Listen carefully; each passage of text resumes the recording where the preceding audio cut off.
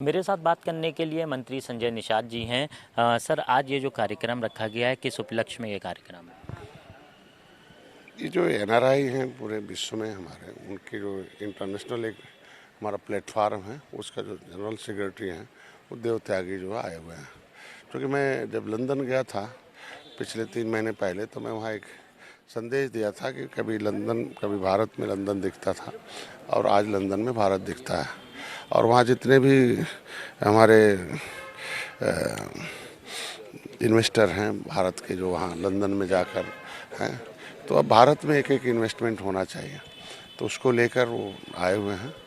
और यहाँ भी हम लोग जो 2023 की जो इन्वेस्टर समिट है, उसमें हम हर देशों के लोग बुला रहे हैं, जिसमें बढ़ चढ़कर जो भारतीय हैं उनको भी हम लोग लाइक कर रहे हैं। तो वो आए हुए हैं, तो निश्चित रूप से उनके सम्मान में उन्होंने, हम लोग गए थे तो बहुत सम्मान किया था। तो भारत का व्यक्ति अगर दुनिया में के लोगों को इकट्ठा कर रहा है, जितने एनआरआई हैं, तो ऐसे लोगों को हमें सम्मानित करना हमारा काम है। उनका सम्मान समारोह है। देव त्यागी जी हैं, मेरठ के निवासी रहे, अभी वो लंदन में है। निकाय चुनाव की भी आरक्षण सूची आ चुकी है। आप किस तरह इसको देख रहे हैं, क्या तैयारी है? और निश्चित रूप से अब तो चुनाव आयोग का काम अपने हिसाब से करेगा। और हम लोगों की तैयारी है कि चूँकि देखिए, राजनीति कुछ होता नहीं है, वो एक गार्जियन होता है। चाहे वो आर्थिक स्रोत हो, चाहे न्यायिक हो, चाहे कोई व्यवस्था का एक गार्जियन होता है। तो उसी तरीके से जो नगर हैं उसको हम नियोजित ढंग से सुचारू रूप से संचालित कर सकें। तो लोकतंत्र में एक व्यवस्था दी गई है कि हर 5 साल बाद चुनाव हो, कि अगर वो 5 साल पहले जो गार्जियन था वो सही था कि नहीं था, फिर से हमें दूसरा कौन ऐसा गार्जियन है जो हमारे नगर को सही कर सकता, मेरे वार्ड को सही कर सकता है, मेरे नगर पंचायत को सही कर सकता है। तो एक गार्जियन का चुनाव है, वो राजनीति का चुनाव नहीं है, जो पैसे का, स्वास्थ्य का, रोजगार का, वो व्यवस्था का, वहाँ से जिस तरीके से साफ सफाई है, तो वो कैसा हो सकता है। तो ये लोकतंत्र की एक ऐसी व्यवस्था हर 5 साल में होना चाहिए। तो हमारी पार्टी तो एनडीए तो हमेशा तैयार रहती है चुनाव के लिए, उसमें कोई तैयारी की जरूरत नहीं है। और जिस तरीके से उत्तर प्रदेश में सरकार बनी, उससे नगर निकाय का भी चुनाव हम लोग जीतेंगे।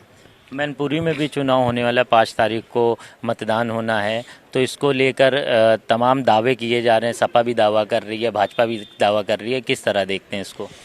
देखिए, हमारे दावे उन लोगों के दावे में बहुत अंतर है। हम लोग तो दावा तो 2014 से उनके दावे सब फेल हो रहे हैं, और हमारे जो दावे हैं वो जनता के दावे हैं।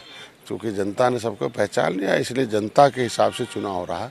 तो इसलिए हम लोग अपने दावे में कॉम्पिटेंट, हम लोग सफल होते जा रहे हैं। और चूंकि उन लोगों को जो अवसर मिला था 30 साल काम नहीं, तो जिस तरीके से हम लोगों ने आजमगढ़ जीता था, रामपुर जीता था, इतिहास बनाए, उसे फिर हम लोग सब सीटें जीतेंगे। अखिलेश यादव प्रशासन पर आरोप लगा रहे हैं कि जो डीएम हैं, एसएसपी, वो कार्यकर्ताओं को धमका रहे हैं।